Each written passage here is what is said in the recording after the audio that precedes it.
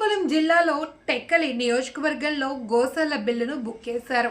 ఎవరి వాటా ఎంత కాజేసింది? ఎవరు? నాయకుల, అధికారుల? మీరే చూడండి. గోశాల అంటే ఆవులు, దూడలు.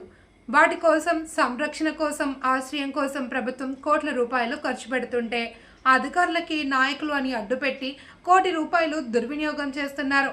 గోవులను, వృద్ధాప్యంలో ఉన్న పశువులను సంరక్షించడం, వాటిని రక్షించడం వంటి పనులను చేస్తారు. ఆవులను గోమాతగా భావిస్తారు.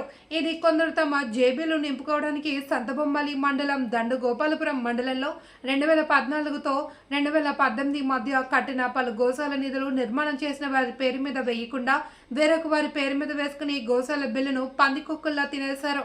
అధికారులు వీరిపై పూర్తిగా దర్యాప్తు చేయాలి అని పలువురు కోరుతున్నారు.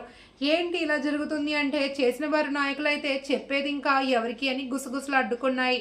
పూర్తి వివరాలతో మరో తూర్పు ఎపిసోడ్లో చూద్దాం. అంతవరకు చూస్తూనే ఉండండి తూర్పు టీవీ న్యూస్.